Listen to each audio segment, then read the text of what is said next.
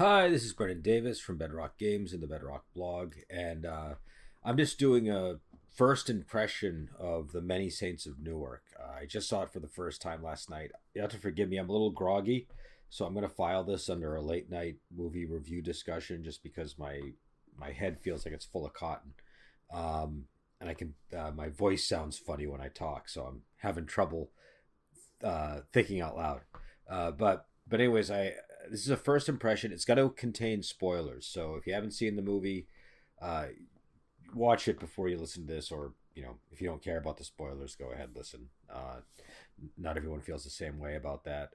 I waited a while to watch this. I think it came out in like October or something. I can't remember exactly when it came out, and I was hearing from the reviewers that I was paying attention to, and the people that were like in Soprano fandom that I was paying attention to, I was getting quite a bit of negative reactions to it. So I wanted to wait a while because I just don't want that to cloud my judgment when I watch a movie. And so I got it last night on Amazon Prime. I watched it. I kind of went in with low expectations. Maybe that helped a bit. I don't know, but I ended up quite liking it. I understood some of the critiques of it. Uh, some of them I agreed with, some of them I didn't. I felt it was more cohesive than a lot of people gave it credit for, and it felt, frankly, more in line with the way that The Sopranos handles narratives. It was a little bigger, and I think in some ways that was good, in some ways that was bad, but it still, within a 2 hour framework, was a character study. I think the only thing that I think it could have used is maybe an extra 20 minutes just to kind of flesh out the characterization a little more, get into a couple of the other characters' motivations a little bit more. I wouldn't have minded 20 or 30 more minutes, actually, because I remember in the last 10 minutes of the movie, I had this feeling of, oh, things are heating up and I want to see where this is going. And then I looked at the time at the bottom, and it said there was like 7 minutes left or something. And I remember thinking, this really needs more time. I felt that they gave it a satisfactory conclusion, but I wanted it to go on longer, which to me told me I was enjoying the movie. I will say it was a little bit of a slow burn at first. It took me a little bit to get into it. I've heard other people have the opposite reaction where they liked it initially and then they fell out of love with it over the course of the movie. I was a little bit more hostile to the movie at the start, and then the movie won me over as I watched it longer.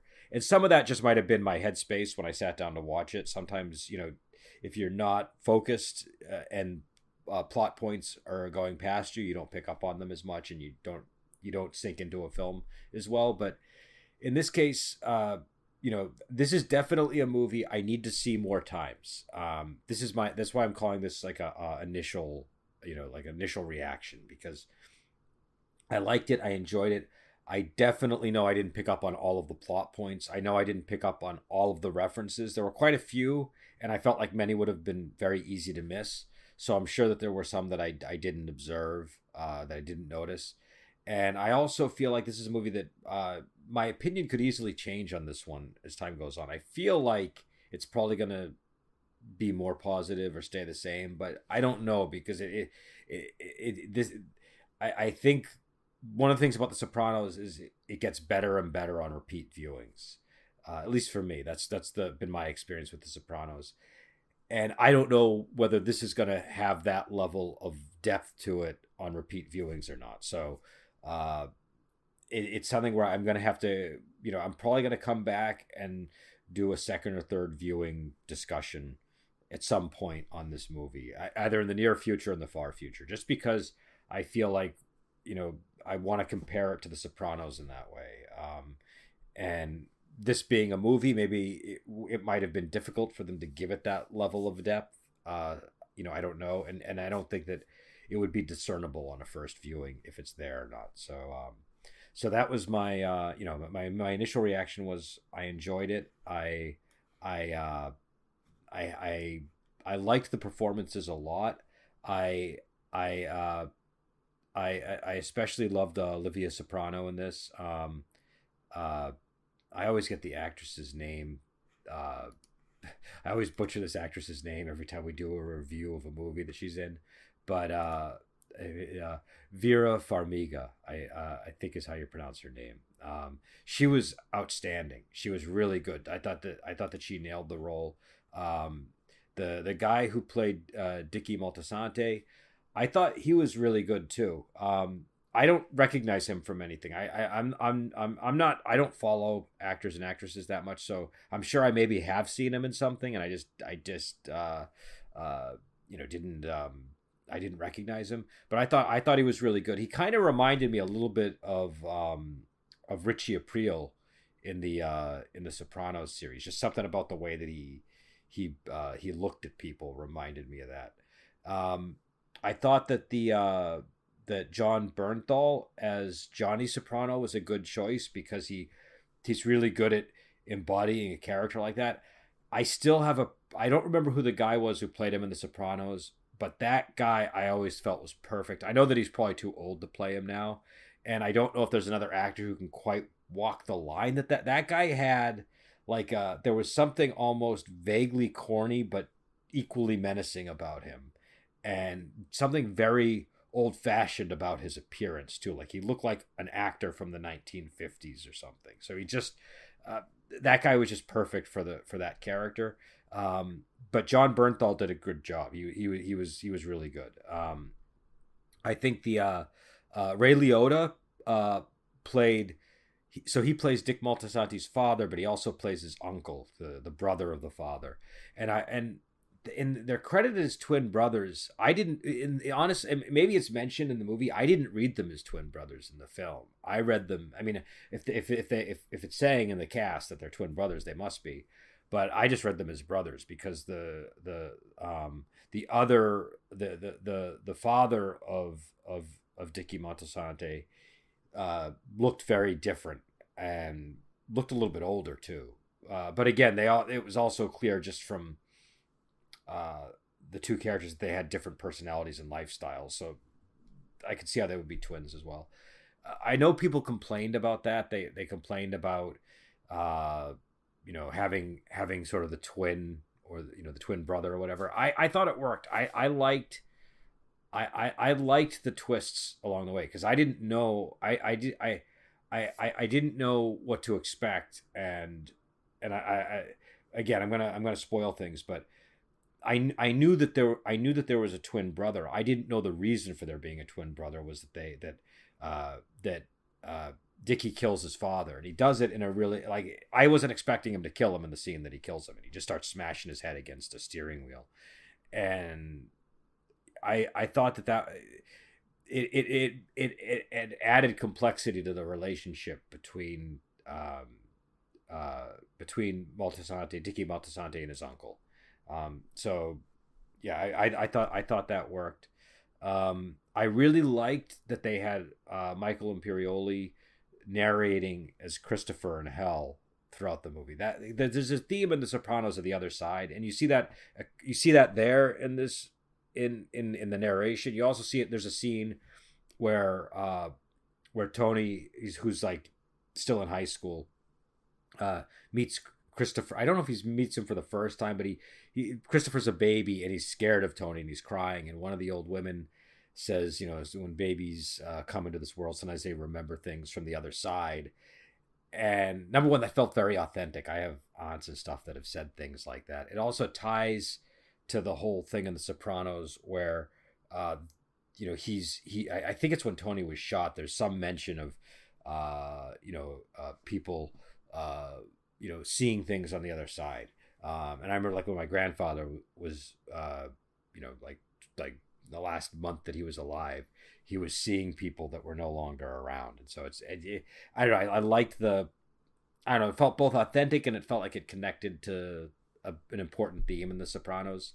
And I just liked that because obviously James Gandolfini's not alive. I imagine that the original plan, if he were alive, would maybe to have him narrate the movie. But I thought it actually worked better having Michael Imperioli do the narration, because there's one of the best lines in The Sopranos is when Christopher says that, that's my Uncle Tony, the man I'm going to hell for. I'm paraphrasing, but then have Christopher in hell and be narrating the movie and talking about how he went to hell for his uncle Tony, and yet we're seeing Tony at a much younger age. And this movie is not about Tony. This movie is about Dickie Moltisanti, Christopher's father. But he's a character that you're aware of enough in the show that it works having him be the protagonist. And I think it was better not having Tony Soprano be the main character in this one. I enjoyed the scenes where we saw him, but I feel like if they were to do a sequel, I've heard that they might. I think this was a good way to do it because they kind of had to they have to introduce us to Michael Gandolfini, he's the son of James Gandolfini playing his father's character. And so this was a good way to introduce him, and now that we have a sense of him, I think that he would work in a sequel to this movie because he did a really good job. And again, I don't know how much of that was acting, how much was just him being the guy's son, but what I also liked about the depiction of Tony was a lot of the stuff that was there was familiar enough, and it felt like the character, but he wasn't quite fully he wasn't Tony yet. He doesn't feel like he's quite a sociopath yet, and that's sort of an interesting thing over the course of the series. Has Tony always been this way? Was he made this way by the lifestyle that he lived? And seeing this movie, it lends credence, I think, to the idea that he was potentially a good person before entering into the lifestyle. Like, he obviously had, character flaws. Like, he clearly has a temper, but just looking at the environment he grew up in, you can see where that temper would come from. And so I thought that it was, interesting that that he's not what this movie does for me is it says that the Tony that we have at the end of The Sopranos is both a product of his environment, but also the choices he makes. And I think that's more interesting than him just being born a psychopath or him being a sociopath that's purely a product of his environment. I think by he makes choices in this movie. One of the big choices is implied, but if you see The Sopranos, you know what it is. And so I think that that his final destination is clearly a product of just in terms of morality and stuff, in terms of character, personality, is a product of the choices he's making as well as the environment that he's a product of.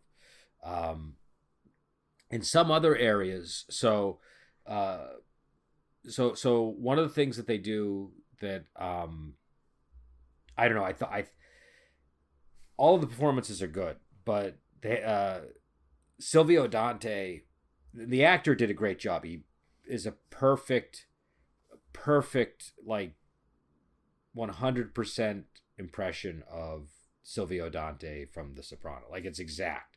But the problem I have with that, and again, not a problem with the performance because the actor did a good job.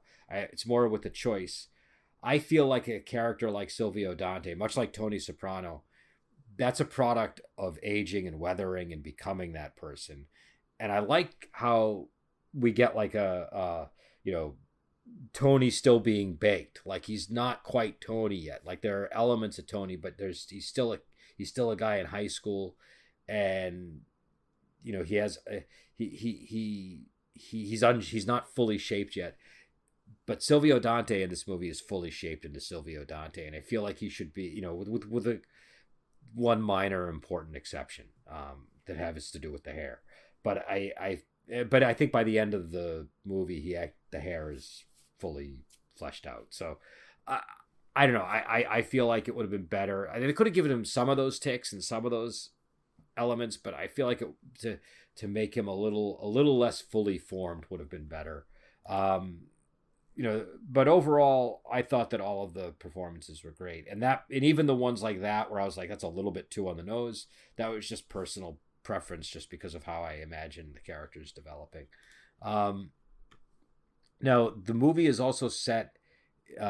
It's set during like the Newark riots, and my understanding is, and this is one of the criticisms people level at the movie, because it's apparently I think that initially David Chase wanted to make a movie about the riots, and he wasn't able to do that, so he had to affix the Sopranos thing onto it. And a lot of people complain that they're kind of, um, it makes it feel disjointed.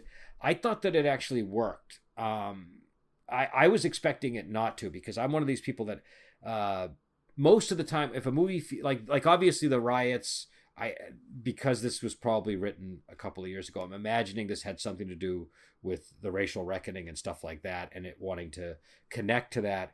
And a lot of times when movies try to connect to whatever's going on politically or whatever in the present moment, especially if it's a movie set in the past, I feel like it can really feel dated if you go back and watch it in 5 years or something. And I don't know how this is going to pan out that way.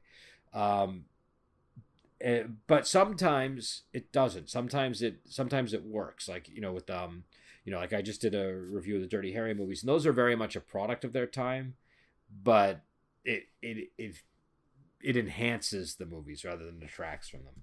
And here I felt like what the riots do is they provide a really good backdrop and atmosphere that adds tension and adds danger and adds a sense of instability to the mafia world that's important. So I felt like they were able to connect it.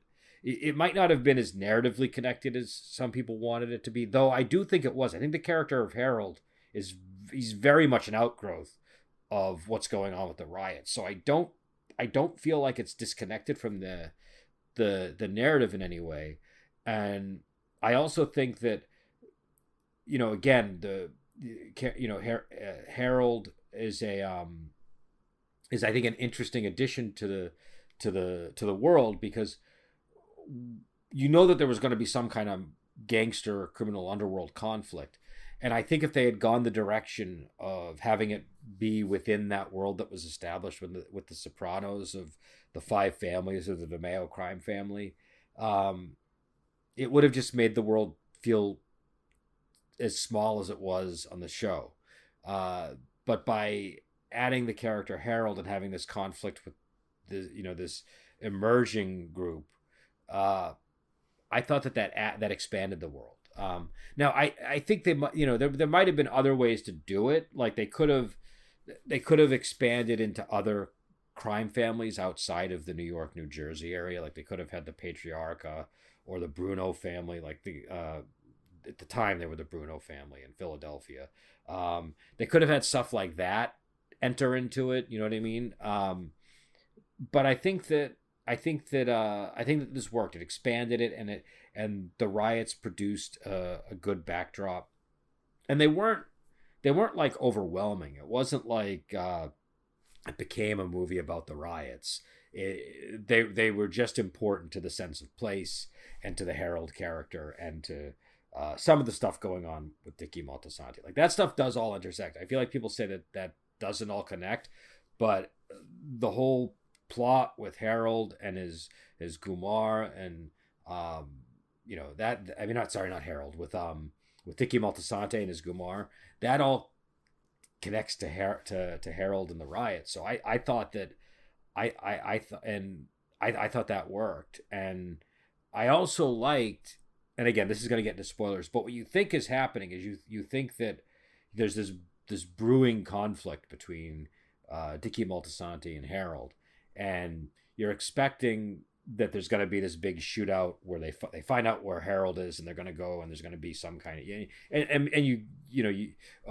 think that Harold is going to send somebody to kill Dickie, or something like that is going to happen. And when Dickie gets shot, you find out that it was actually Junior Soprano who ordered the hit.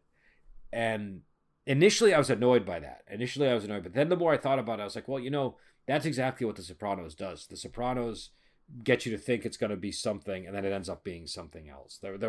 It was a nice sort of curveball. And initially I was also irritated because the only reason I could think of that Junior would have wanted to have him killed was there's a scene where Junior falls down the stairs and hurts his back, and then he's like unable to perform in bed and stuff. And Dickie doesn't do it to him, doesn't like push him down the stairs, but he blames Dickie because Dickie was the one laughing at him, and there was a whole big scene about it. And Junior's kind of a petty character, so to an extent that makes sense, but it seemed like it ratcheted up the pettiness way too much for me. But the more I thought about the movie, I realized no, there was actually a lot of resentment. There were a lot of scenes where he was very resentful towards Dicky Moltisanti, and so and it fit with the Junior character. It also was another interesting twist because I went into this thinking that Dicky Moltisanti was the guy who basically educated Tony Soprano into the way of the mafia life. Like Tony always talked about him like he was this important figure in shaping him and all that. In the movie, he really has very little mafia influence on Tony. Tony isn't fully involved in this stuff yet at all. He doesn't. He doesn't even know. Like, there's a scene where he's at a wake and he sees all the guys that are involved in the mafia and the family talking in another room, and he's wondering what kind of stuff they say because he's not. He's at the kids' table still. So I thought that it was.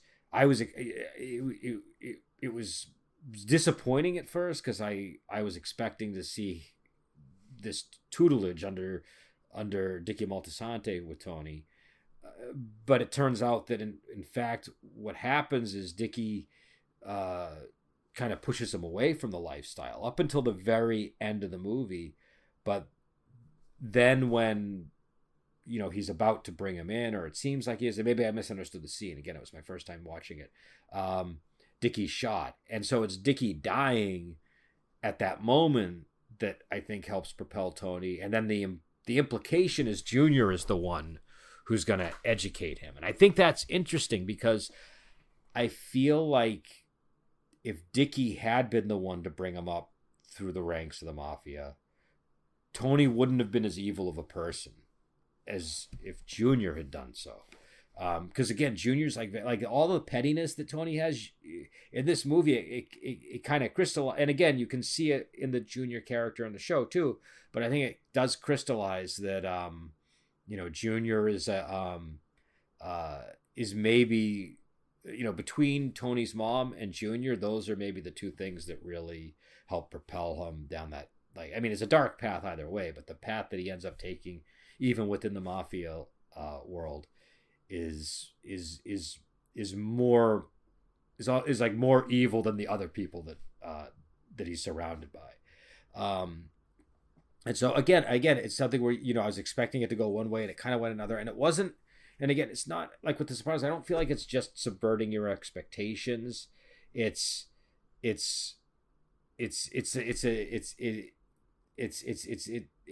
that, but it doesn't feel cheap, and I don't feel that it was cheap in this movie. So I did enjoy that. I do think the ending could have probably been a little bit more climactic. I do think the ending could have used, like I said, 10 to 20 extra minutes.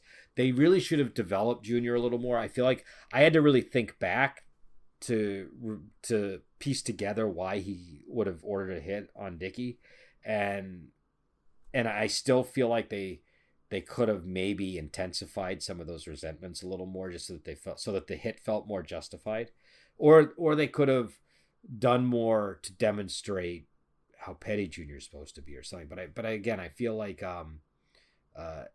I don't know. Maybe on repeat viewings, I'll have a different opinion of this. I don't know. Because there were a lot of scenes thinking back. I feel like if I pay more attention to the Junior stuff, I'm gonna realize more about the film. I liked the Harold character. I thought he was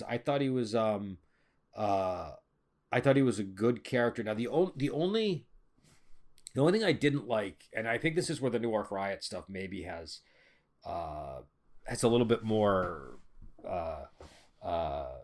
credibility in terms of criticism here, is Harold's motivations. I mean, again, maybe on a repeat viewing, I'll have a different opinion.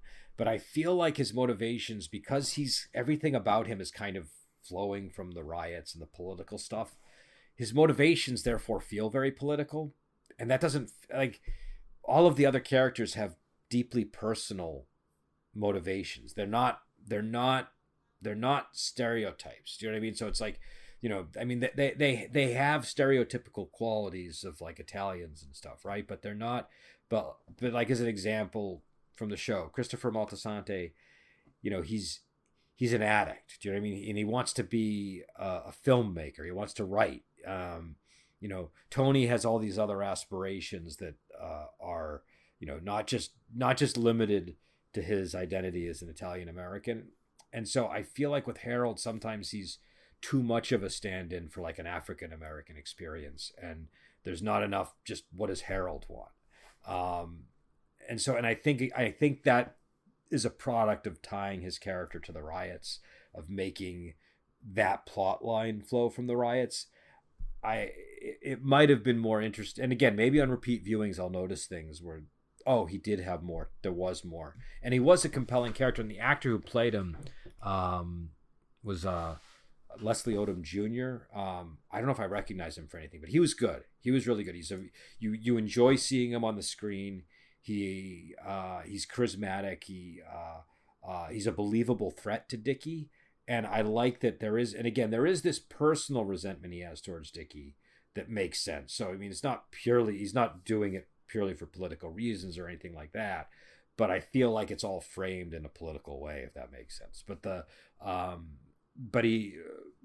he works as a threat, um, and I don't know. I just think that I just thought he was a good character. I just wish that there was a little bit more personal stuff like there is with the other characters. Like Dickie has a lot of like very personal quirks that have nothing to do with the politics of Italian American culture and stuff like that. So I would have liked to see more of that with the Harold character. Um, and I also liked I'm gonna get this woman's name wrong. I think it's Michelle De Rossi, uh, who plays. So Dickie Moltisanti's Gumar in the movie is actually his stepmom. She marries his father. His father beats her. He kills the father because he beats the woman who, obviously, Dickie obviously has affection for her. She's the actress. I thought did a really good job. I liked her. I liked how she establishes, and this is not my original thought. Somebody mentioned this in a review I had seen ages ago when it first came out. Um, but she establishes the whole fixation Tony kind of has with women that are from Italy and look like that, and all this stuff. Because the women that Tony is often drawn to, they're sometimes like his mom, but they don't look like his mom. So I thought that there's a scene where Tony's introduced to her, and it kind of helps explain that part of his character. Um, but again, she's an important character in the movie too. She's not just there to provide that function. Um, and also she has her own. She's she's a fully fleshed out character. She and I won't get too into that subplot, but I thought it was an interesting subplot. I yeah, so that part of the movie, again, with I think I got here from like the riots and stuff. I think that the and this is definitely like a late night movie review. You can definitely tell I'm meandering here, but I really I really I thought that the riots, they worked as a good backdrop, but I felt like Harold really could have used a little more fleshing out. Um, and I thought that uh, what was it? The again, it felt like it was a bigger world, because they were bringing in new elements, and I think that was important to making it work. Um, I think one of the and also a lot of the references to stuff in The Sopranos some of it was on the nose, but I felt overall it wasn't. It didn't feel like a pure fan service movie to me, which I think is good. It has some fan service in it. I think it's fan service that they kind of had to do in some ways, though, because you're dealing with these characters and you're going to have to address some things about them. And you also want to connect to some of the themes in The Sopranos. They have to connect it to The Sopranos. But it didn't feel like the closest it gets to feeling weird in that way is with the Silvio character. I think other than that, I think it's all fine. That's the only character that kind of brings it into like I saw one person had mentioned it felt like the sketch from SNL, like Sopranos in high school. the Silvio character's the only character that really makes it feel that way, I think. I thought the woman, there's a brief appearance by Carmela. I don't know that that was necessary. Like that did feel like it might have been unnecessary, but I felt like the actress that got to play her did a really good job of nailing her expressions. And she's the kind of character where you kind of wonder what she must have looked like, in high school when she first started dating Tony, and they nailed it. This is like exactly the right casting, for that character. Just like the Michael Gandolfini is, perfect for Tony Soprano. Yeah, I think, and again, I do have to say, I think overall the casting was really good. I still, I think I like the guy that did Junior Soprano. I mean, he was a good actor. I just have to think about that a little bit more. I want to pay more attention to the Junior Soprano stuff. The guy they got for Polly Walnut seemed okay, but he didn't have a lot of screen time. And I really liked, they had Joey Diaz in the movie, and he plays Buddha. He's Pussy's father. I thought that was a really good move because I thought that was when I first saw Joey Diaz, I mistook him for the guy who plays Pussy. I can't remember his name, but the guy who plays Big Pussy. I thought that I thought that's who it was at first. And then I realized, oh no, that's Joey Diaz. And Joey Diaz was good. And I didn't know how hammy he was going to be in this movie because he's kind of more of a comedian. But I thought he worked really well. And yeah, I'm trying to think of any other details in the movie. There's probably a lot of stuff I'm forgetting that's important. But yeah, I enjoyed it. I mean, I don't know what I would give it. I might give it like a 7 out of 10. That's probably which is a good solid score, and that could go up or down on repeat viewings. But right now, I'd give it a 7 out of 10. I enjoyed it. I'm looking forward to watching it again. I don't know, I won't instantly say it rose to the level of the series, but the series is a different thing because that had many seasons to do its thing, and so it could lose you for a little bit, but as long as it overall succeeded, it's still a 10. And this is different. They had 2 hours to get it right, and I could have imagined this being like a 3 or a 2 very easily. And based on some of the stuff I was hearing, I was almost expecting that. So I was pleasantly surprised that, this felt, number one, it felt like a real movie. It felt connected to The Sopranos. It had a lot of references to The Sopranos, but it didn't feel like it was a slave to The Sopranos franchise. It felt like it was doing its own thing. And I don't think that you would even have to watch The Sopranos to understand everything in this. I mean, I'm sure knowledge of The Sopranos definitely enriches the experience, but I feel like this movie does stand on its own. And I also think it'd be interesting because some people might see this movie first and then watch The Sopranos, especially people that are younger and didn't grow up with The Sopranos being on the air.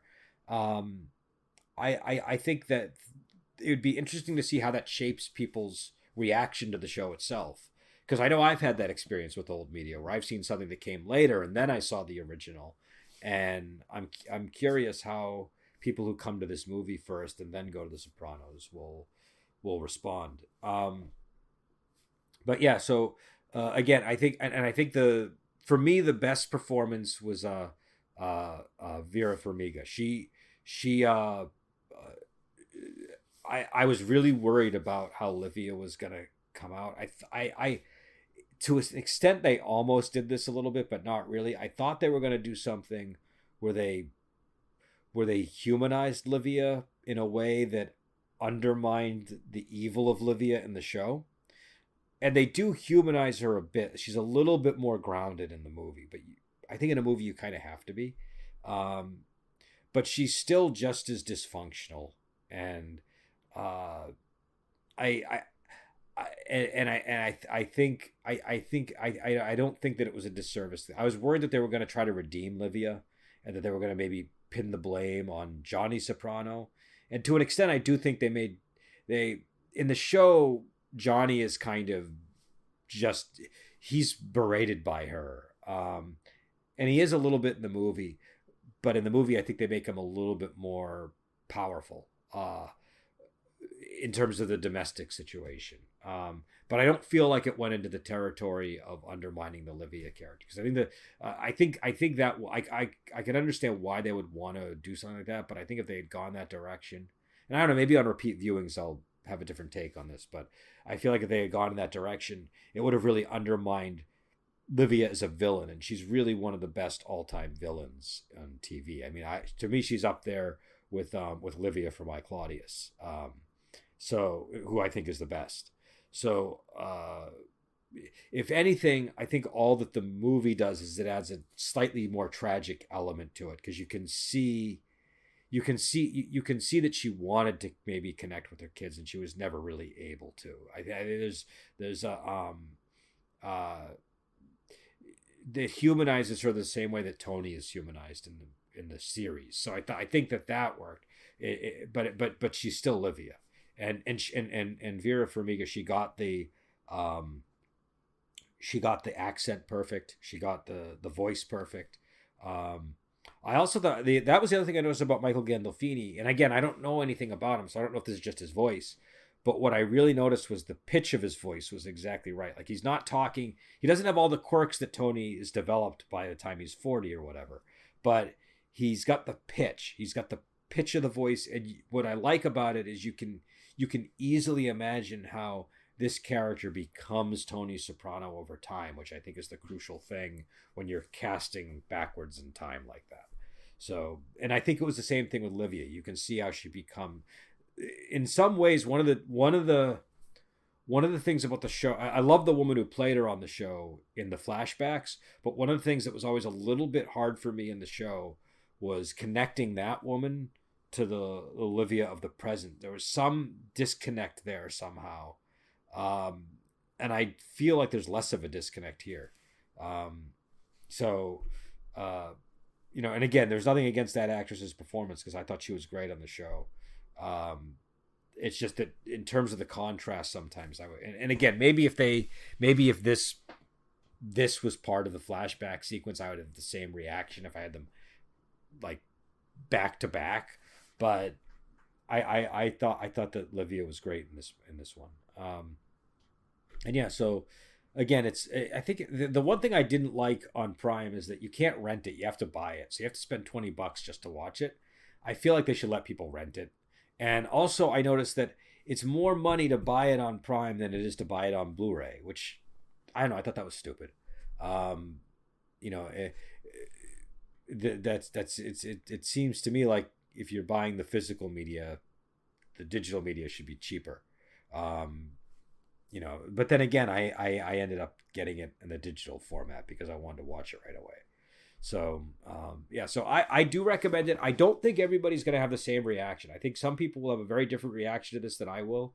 And I think it's the kind of movie I can see it being very subjective, where some people are going to think maybe it's more fan service than I thought it was, or some people are going to think that it was not cohesive, whereas where I found it to be cohesive in places. And some people might get irritated by the Ray Liotta character. I thought Ray Liotta was great in this, by the way. I thought he did a magnificent job as both characters, and I liked that he played them as two distinct characters.